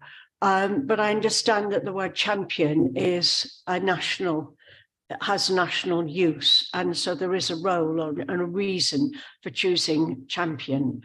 And I think that if we think of the work that needs to be done as a whole, it's a welcoming and an advocacy role. It's also a role that reaches out to people. And I think that that's really very important, the reaching out. And that's in a way why I feel unhappy with the word champion, which has a sort of triumphalist tone to it. But I'd be happy to be reassured that champion means that we'll be part of a national network. Thank you for that feedback. It's really helpful. You are absolutely correct where the champion title stemmed from the national landscape. However, I think that it's something that in our communications, the way that we talk to our staff and our partners, using the terminology of advocacy would be absolutely fine, in my opinion. And that's something that with communication colleagues we could take away from today as well. I should probably add to that I'm a child of immigrants, migrants, so it's something that I feel personally strongly. Right, Ian, thank you. And then Alex. Thank you very much, Chair. Yes, I'm broadly in support of what we're reading here today. My only concern is everything relates to City of Sanctuary. Now, if you're a refugee or whatever in the rural areas, like, you know, parts of Huntingdonshire and everywhere else throughout the county, that worries me, because I think certain people will think, oh, well, it's only relates to Cambridge. I'm then not going to get, I can't contact it. Whereas if it had a much broader title like County of Sanctuary within Cambridgeshire, I think it would sound better. And it does worry me that it just says city, and I think it will lead people to believe it only relates to residents that live in Cambridge City, which I don't think is what the report is trying to get across. But I'll be interested in your views there. It's one that puzzled me as well to begin with, but I'm getting there with it. So nationally, my understanding is that this originated in some of the bigger cities. The movement initiated there. Cambridge City signed up to the movement. And the first phase, if we get approval today, is to sign up to the City of Sanctuary Pledge. But that gives us something called non-awarded status. What that indicates is that as a county council, we wish to pursue Council of Sanctuary status. So the ultimate aim is for us to become a council of sanctuary, along with the Libraries of Sanctuary status that we hope to achieve this summer as well. So I very much see it as a short-term interim sign up to the city, because we have to align with whatever is happening in City Council as stage one before moving on to hopefully gaining full council status. Thank you, Alex, and then David. Thank you, and thank you to all officers who are involved in this after the motion, especially Lisa and Ray, for all the research and work that has been going on into this paper. I do agree actually on the comment around the city versus county of sanctuary. My understanding is as well, because most places, most councils that sign up so far are cities, especially even larger cities than Cambridge. It kind of has this phrase that's used nationally, but I would actually be interested if we got in touch with the sanctuary network, whether we could have like actually county of sanctuary category. I know it can be a council of sanctuary or a city of sanctuary, but I'm not sure if, I know a few county councils across the UK are pursuing this status as well. So I'll be quite interested to see how other county councils are approaching this, whether they will call themselves a council of sanctuary, simply as that, or a county council of sanctuary. So I do agree, because we need to be inclusive of everyone living across Cambridgeshire, especially that Cambridge City already has this status. So it is about areas outside Cambridge City in this case as well. I think also it started from cities, because initially some of the movement around sanctuary places actually started with housing policy, and housing is at district level, whereas we will look more broadly in terms of libraries and other spaces as well. So it kind of has progressed over time. On the question around advocate or champion, yes, I think the advantage is that if we call it champion, it will be part of this national migrant champion network, but I don't have a preference either way personally in terms of the title. And I think, of course, this is a role that is a symbolic role, and it doesn't come with any additional allowance for it. So we can, make this clear in our communications. But I do get Councillor Thornton's points on that, and just wanted to clarify a bit because I know there has been a very heated discussion, especially on social media, around some of the Home Office comments. So my thinking around this started from the fact that there were some revelations made by parliamentary questions in this field. So the Home Office figures themselves, which were uncovered by a parliamentary question, showed that over 700 people have been reported for immigration enforcement directly by members of parliament. Since the government's so-called hostile environment policy was introduced back in 2012. Those are not cases where you're legally obliged to do so. So if someone comes to my surgery as a counsellor, unless I feel that the person is at risk, or like I'm concerned about the crime, or like a legal requirement I have, like I don't have to make valid judgments about that person and kind of like proactively report them. So there's an entire national debate on this, but I think we're quite clear that where there's a legal obligation, we will fulfill those duties. And there are specific cases, of course, referencing to crime and ongoing cases where there is a legal obligation. I absolutely accept that. But there are unfortunately cases across the country in general where some elected officials make valid judgments of that person is a bit suspicious, shall I report them? And I know this from my personal perspective, because when my permanent residence application was rejected and subsequently accepted as settled status, I did contact my local MP, Daniel Zeichner's office. And actually for a lot of people, contacting your MP or your local councillor can signpost you to immigration advice as well. So like I do feel quite passionate about this as someone who had to contact my elected representatives as a simple resident to be signposted for advice, because in the times of cuts in legal aid and other free legal advice, it's quite important we do get properly signposted to advice on this one. So that's kind of just to explain my thinking around that. Thank you. I think Lisa just wants to clarify that.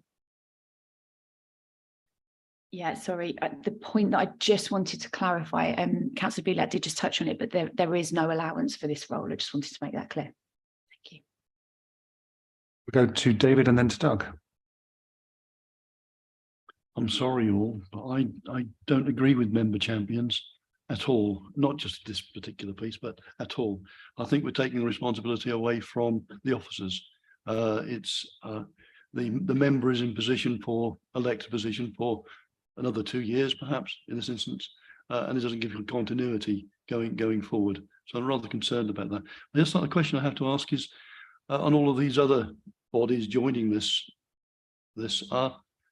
are there member champions from all of these other bodies, or are there some, in cases, some authorities, are there officer champions, shall we call it, if we're going to use that term? So the councils that we've been in touch with have got member representation as champions. I can't answer to say whether that's all of them. We could certainly take that query away to find out for you, sorry.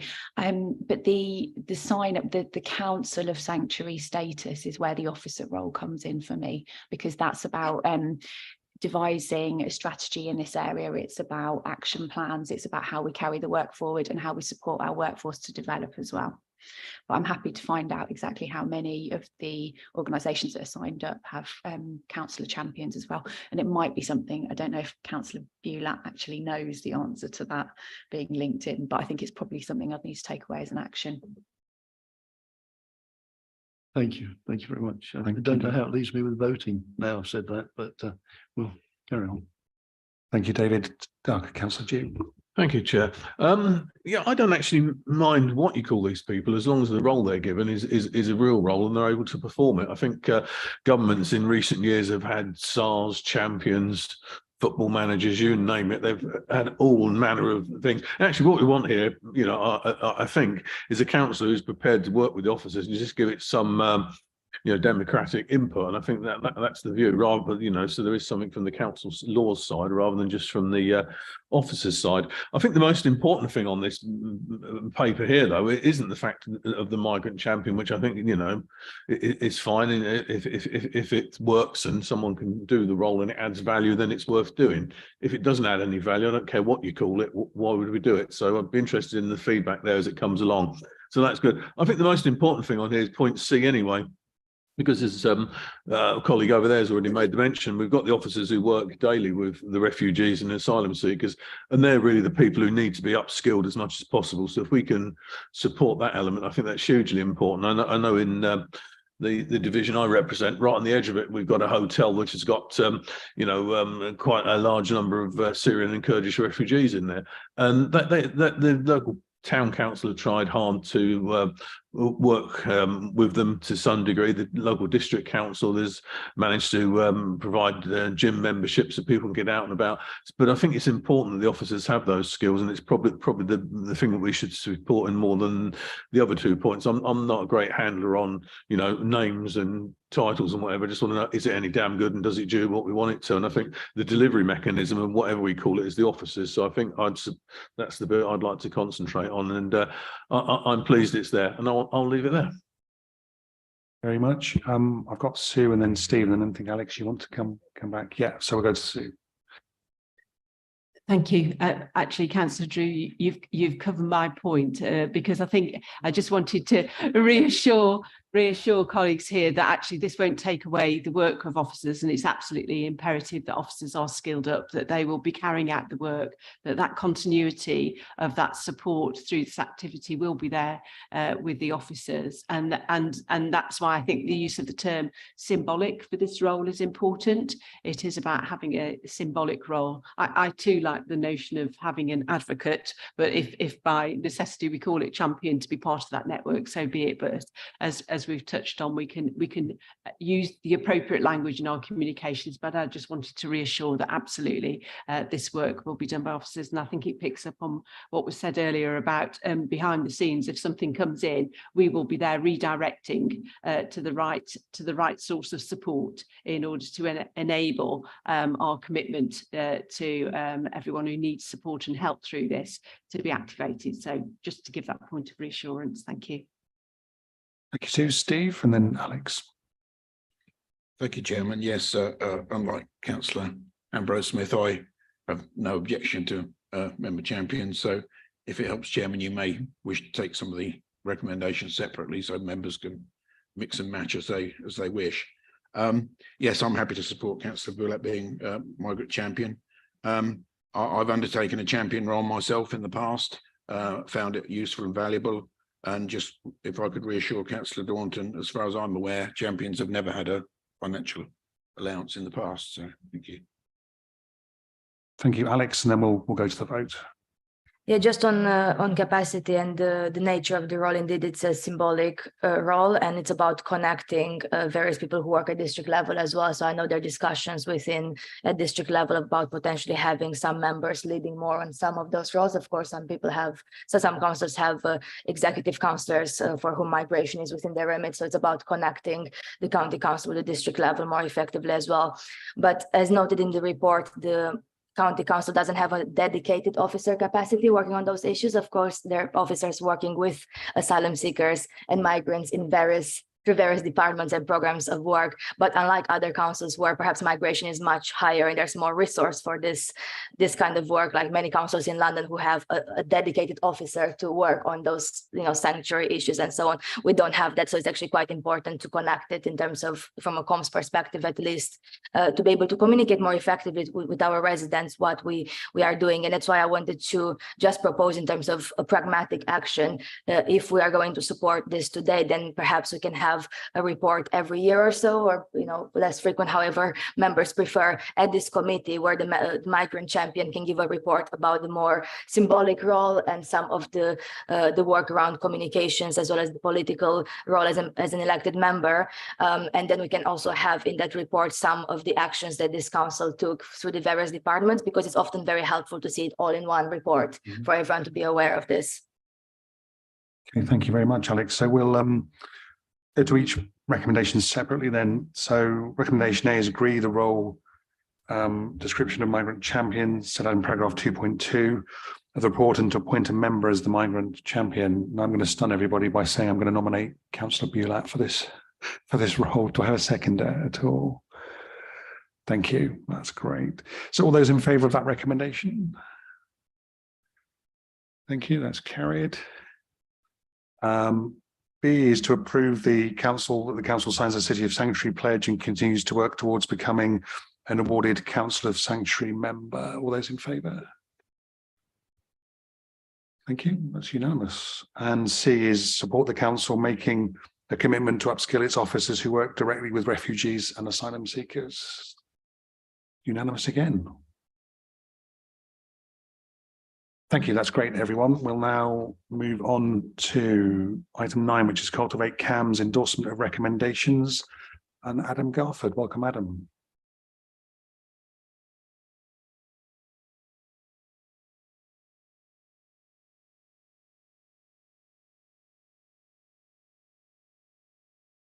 Morning. Thank you, Chair. You'll probably be used to seeing Leanne Parrott in this position delivering the Cultivate CAMs, because that was her position. She used to run this fund. So I am stepping in for Leanne, who has left the organisation. So this, as you'll be aware, is the last round of the Cultivate CAMs funding. We have 16 applications to consider in this round. Just to give you a little bit of a potted history of the fund, so you're aware of what we're making decisions on. The fund, Cambridgeshire County Council's Invest to Save Innovation Fund, was launched in November 2016. A refresh of the fund was then carried out, resulting in the Innovate and Cultivate Fund in August 2017.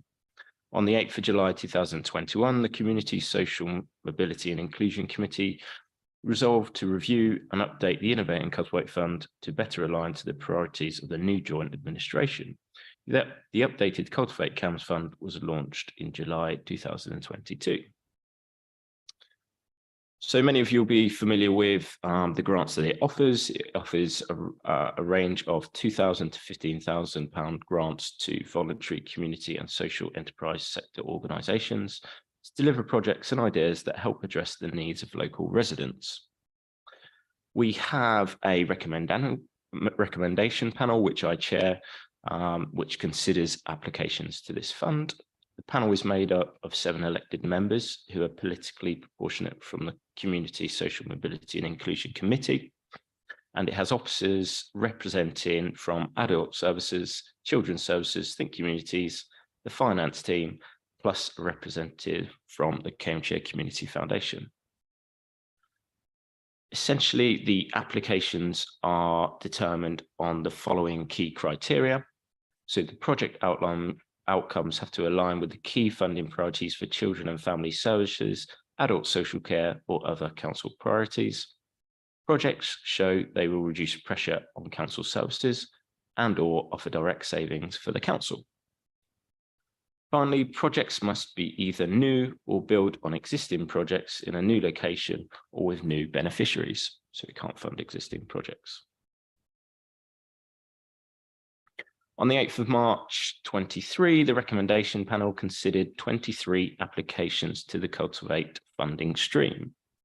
The outcome of the panel is that 16 Cultivate applications have been recommended for funding and are reported to committee in the final decision.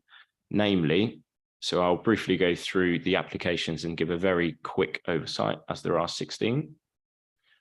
So we'll start with the applicant name, a brief description of the project, and where it's delivered and the amount that organisation is requesting.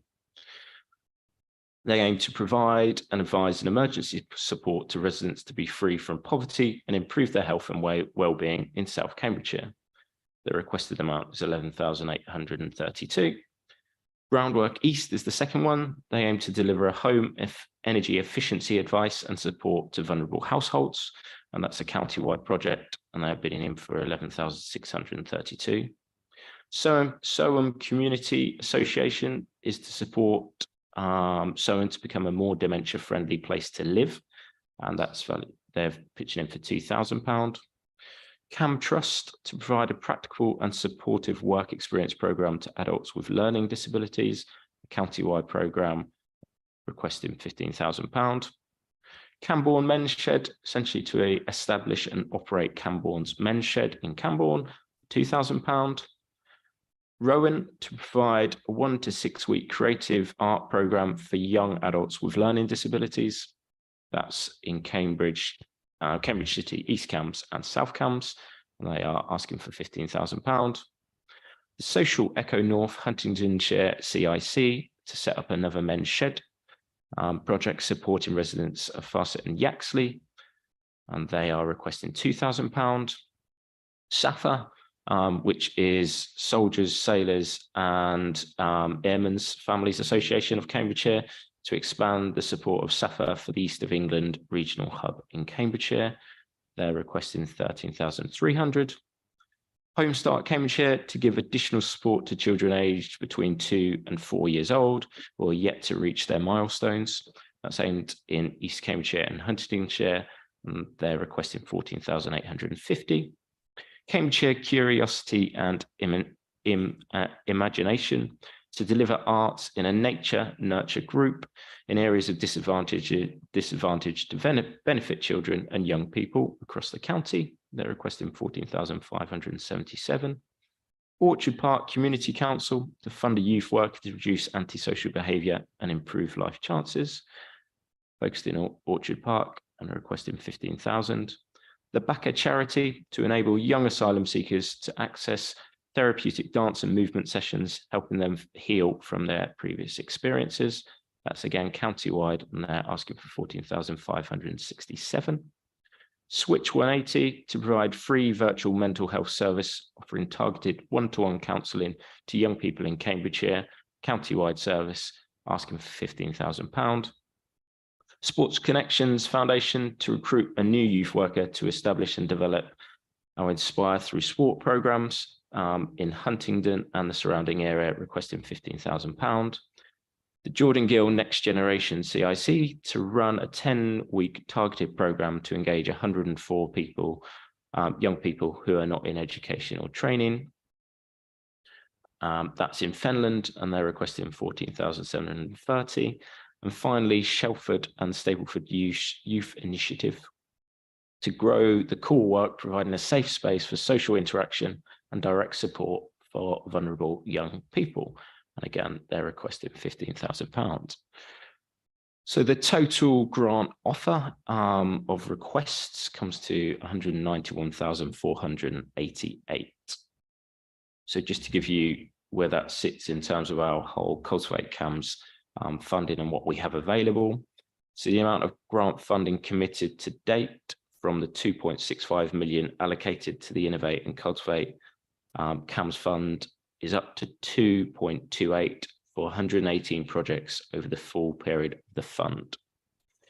If the 16 Cultivate applications recommended to committee above within this report are approved, the total committed to grants will be up to 2.47 million for 134 projects.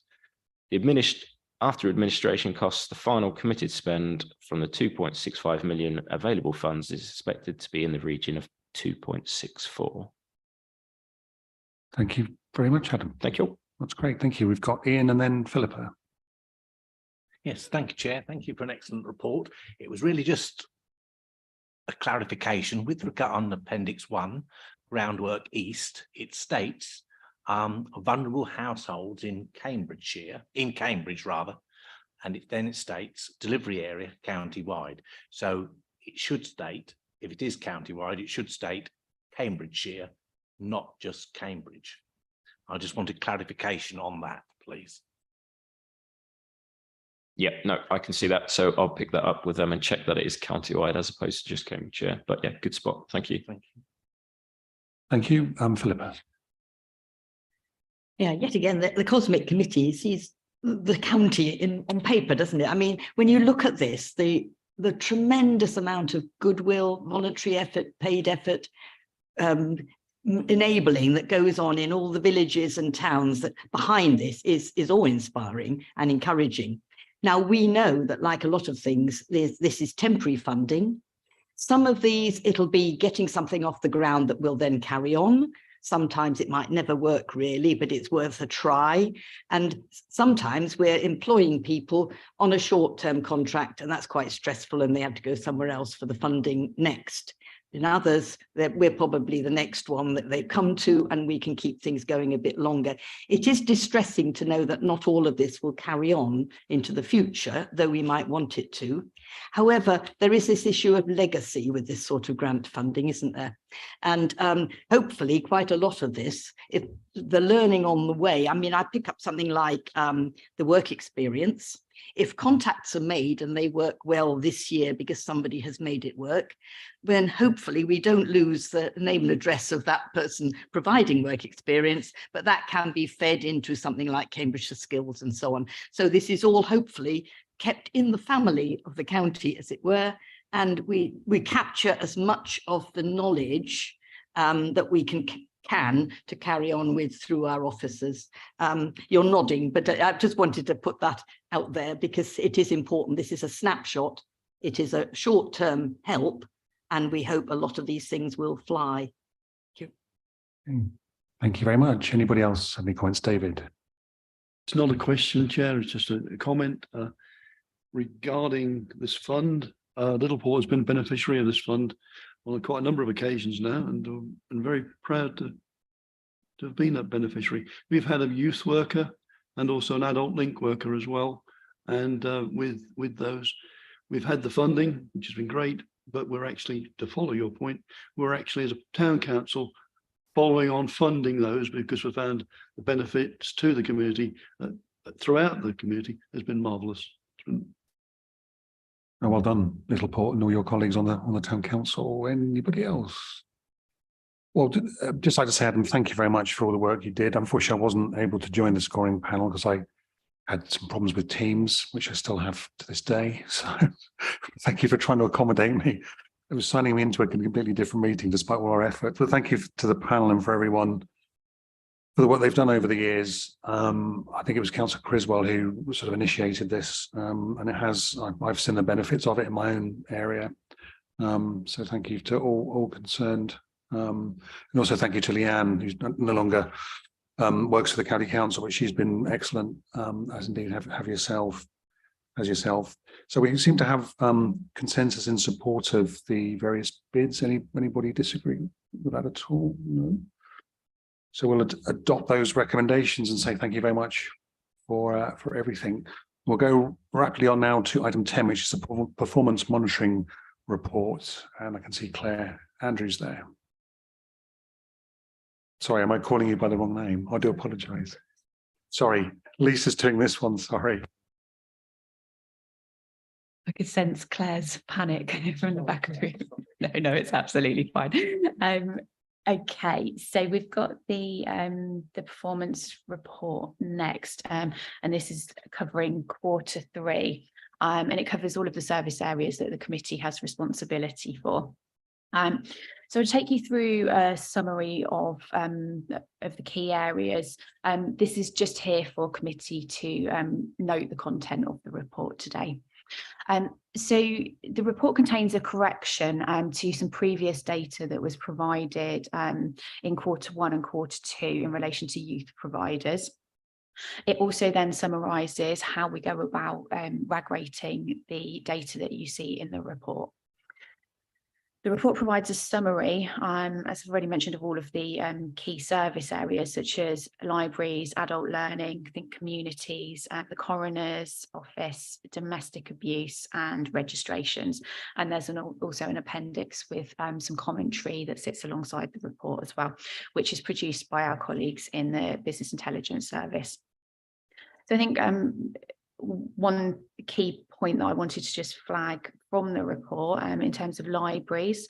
It's really the visits in Q3. So although the footfall in Q3 fell in comparison to Q2, what we wanted to highlight was that we were anticipating a quieter quarter than we had. It's normally a quieter quarter because of the Christmas period, because of the winter weather in general. So the fact that we saw a higher footfall during that period would indicate to us that some of the work that was happening, promoting our libraries as warm spaces, warm welcoming spaces for people, had the desired effect. We can't break the numbers down that way to prove things, but the understanding and the hypothesis from the service is that. Adult learning, you've already heard from Tom Malloy, the head of service today, so I'm not going to go into any great detail in that section, but just to say that the service is definitely overachieving at the moment against target, and is doing well in things like its enrolments and course completions. The other service areas that I mentioned, such as coroners and domestic abuse, they don't sit specifically with me, but if people have got specific questions around those service areas, then I'm happy to take them away and get feedback. So open for any questions. Thanks. Thank you very much. Any questions for Lisa at all on this? No? Well, thank you. No, thank you for your explanation, and that was really useful, and for the update. Okay, so if there are no hands, not even Councillor Dew there, he's. Thank you, that's great. Thank you, Lisa. Now we'll move on to item 11, which is a finance monitoring report, which is Claire. Thank you, Chair. Yeah, minor panic there. I thought, oh, maybe could speak about the performance report. But so yeah, we've got the January finance monitoring report here today. Just to note, this will be the last one for this current financial year that you'll see before obviously the year closes in a couple of, well, no, a week now. We're rapidly counting down to the end of March. There's been minor changes since last time. The previous overspend on the coroners of 50,000 has dropped a little to 36. So a little improvement there on their overspend. And then also we have seen some underspends, small underspends, but they all help within cultural services and think communities. So overall, we've gone from a 50,000 overspend last time it came to committee to an 11,000 now. So we're seeing a very small variance on the bottom line.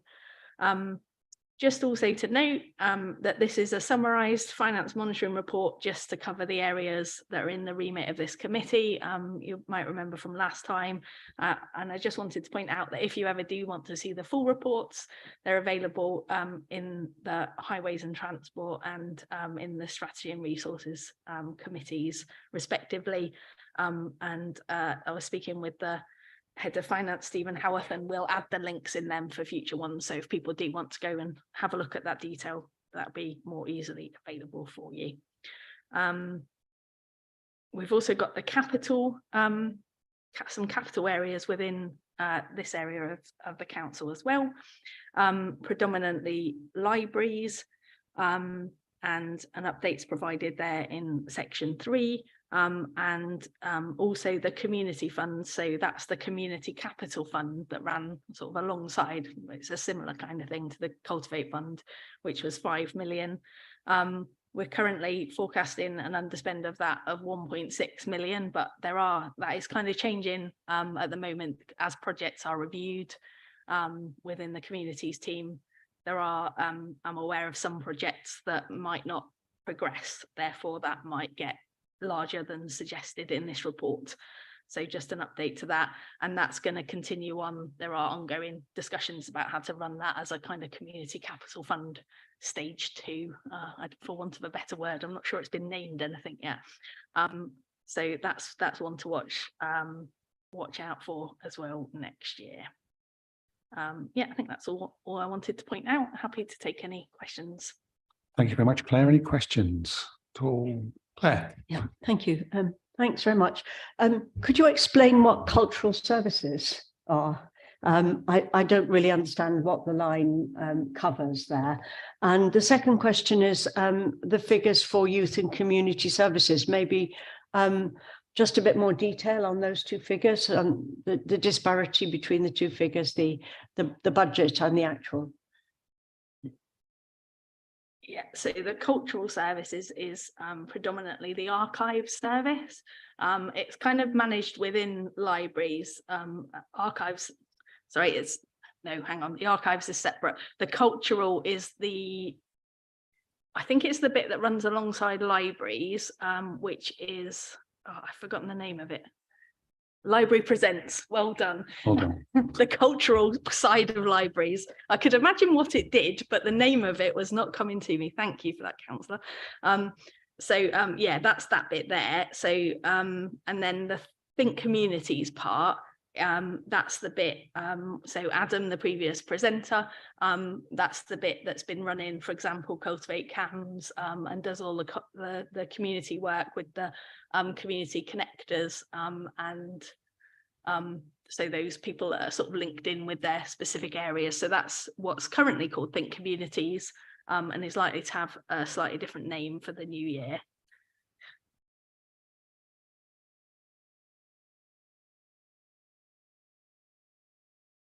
Sorry about that. The Youth and Community Service. So that's, I don't know if you've come across the Officer Liz Morris before. So they work, so whilst we don't provide open access youth work anymore, what we do provide is people to kind of develop youth work within communities. I'm sure Lisa can probably tell you a little bit more about it.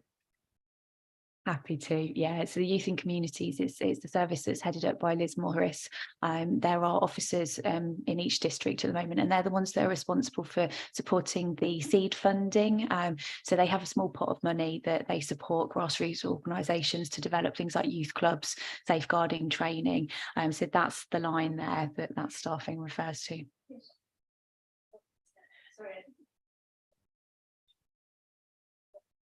Was to do with the figures. The budget is 300, the annual budget is 395, and the budget to date is 48. So I was questioning those figures, or just asking for a bit of explanation on the figures.